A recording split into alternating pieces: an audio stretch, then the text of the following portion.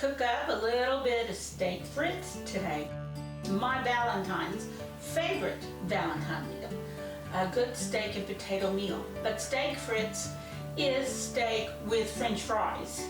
So I love a good steak frites or French fries. We're going to do potato wedges, and we're going to do some pan-seared New York strip steaks. These are choice, and I just got them at my local grocer. They have been sitting out room temperature, and I have already sprinkled them well with some kosher salt and black pepper. Now I put salt on both sides, but the pepper is only on the top. These will need to sit and rest for at least 20 minutes. An hour or more would be even better, but we're going to do it in 20 minutes. So these are ready to go, and then we're going to talk about our potato. So one of the things that I love is a good potato wedge. It has to be creamy on the inside and really crispy on the outside. So I have one large potato here, and this is enough for 2 people, and we're going to do this. And one thing that I do is I put mine in the microwave. So what I'm going to do is, one thing you have to do when you get your potato ready is, of course, you have to wash it and dry it, and you have to vent it because it's going in the microwave, and we don't want it to explode because of the pressure from the steam of the potato. So I'm going to take my big knife, or a little knife, whatever you got, and I'm going to put it. Now I'm going to cut my wedges like this. So I want to make sure that my vent is going to go in that line so that my potato won't fall apart when I cut it this way, and then it'll end up falling apart this way. That makes sense for you. I'm going to put one slot over there. I'm going to turn it over. I'm going to put another one over here. And due to the size of this potato, I'm going to put it in the microwave for 3 minutes and 30 seconds. If I had 2 potatoes, I would do 7 minutes. So every potato gets their own 3 minutes. If it's a little smaller, it'd be 3 minutes. A little bigger, might be 4 minutes. But I'm thinking 3.5 minutes is good on this potato. I do have a steam cover, and then I will be right back. Okay, we're back, and I've got my potato steamed. So what I'm going to do is I'm going to go ahead, and this is the steam cover that I was talking about. And I do use this all the time. It's a great little piece of equipment. And when you put it on top, the steam collects and helps everything steam. And the reason I want a serrated knife here is so I won't rip the skin. So make sure you're using one, even if you just use a steak knife, that's fine too. But see where my lines were where I vented?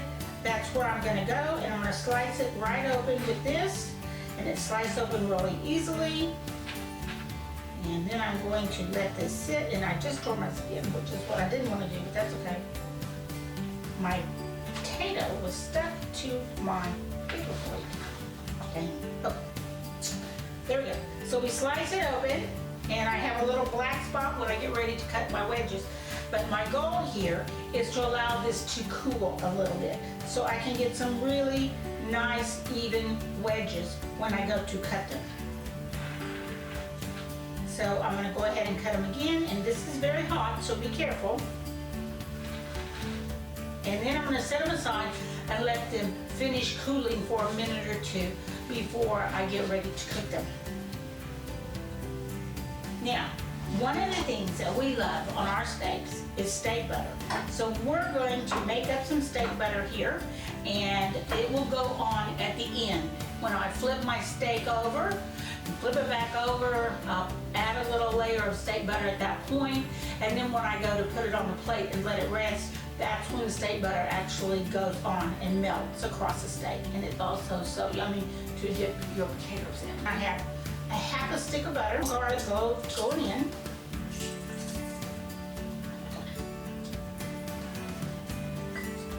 Now, if you do a whole stick, you might want to add 2. We like ours garlicky. Then I have a little shallot here, and I'm going to mince it really, really small. So it's going to go this way down, just like when we do an onion.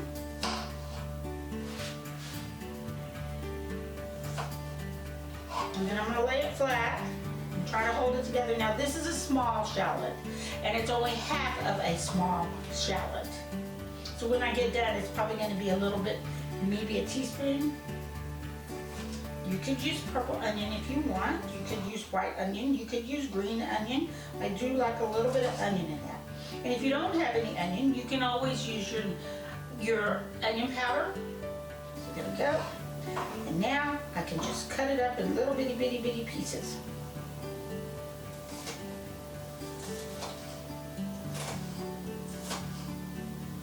There's just certain things I like a shallot in. Sauces, pan sauces, garlic, steak butter. So there we go. Let's go in my little container here. Now this is salted butter, and it's been sitting out to get soft. So I'm just gonna put it in here. Now you can put herbs in here. You can put whatever you want. Some people call it compounded butter, herb butter. You can buy it pre-made in the grocery store, but this is so easy. I just make it myself. So I can smash it all together, see? Now you can just use your seasoning salt and not even put your own. And if you're like a certain steak seasoning salt on your steaks, like you might use a chalk seasoning or a Montreal seasoning, you can put that in your steak butter as well. But it's just about ready. I almost forgot my pepper, but let's put some in there. Since we've got pepper on our steak, that'll be perfect. And there is our steak butter. I am going to heat up my skillets and get ready to start pan frying my steaks. We've started our steaks. Our skillet is very hot. And our potatoes with the olive oil in the bottom of the iron skillet. They're both sizzling along. The timer's been set for 3 minutes. And it's just gone off. And if you remember, we chose to put our pepper side up so it would not leave the pepper in the bottom of the skillet and then burn and smoke. So that's one thing I really like to do. Make sure your pepper side is up, and now it's been 3 minutes, and I'm going to flip them, and we're going to cook them for another 2 minutes.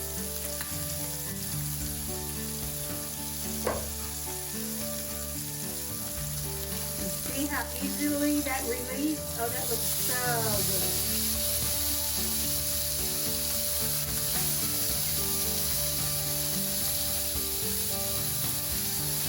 Yep, make sure everything's got contact.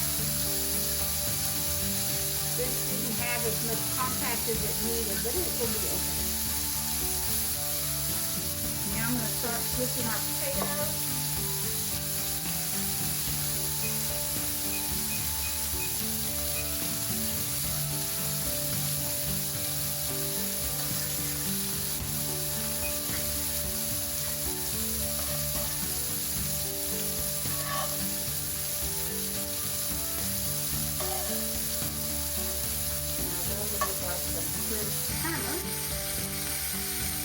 It's definitely time to pull these steaks.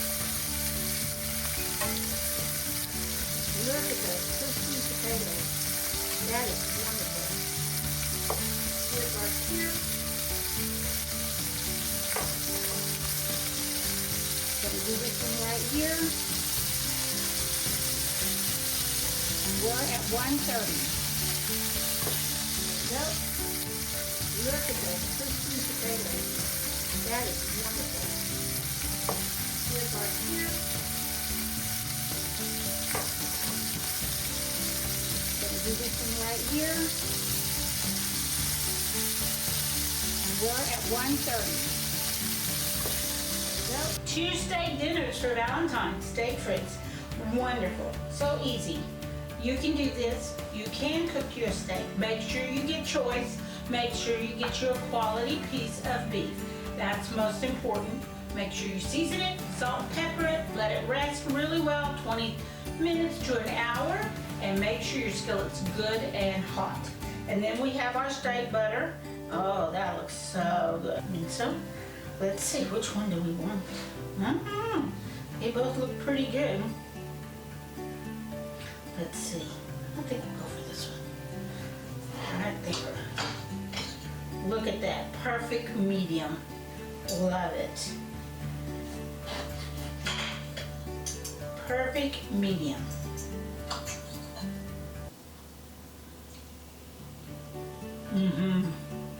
Oh yeah, I have to dip mine in the steak butter.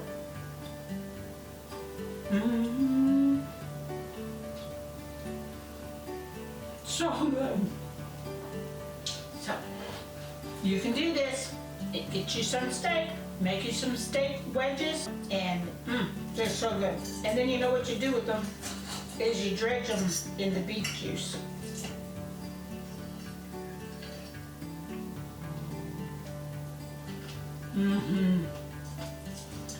So good. Can't go wrong. Your Valentine will feel very special when you make this for them. See you next week. Enjoy.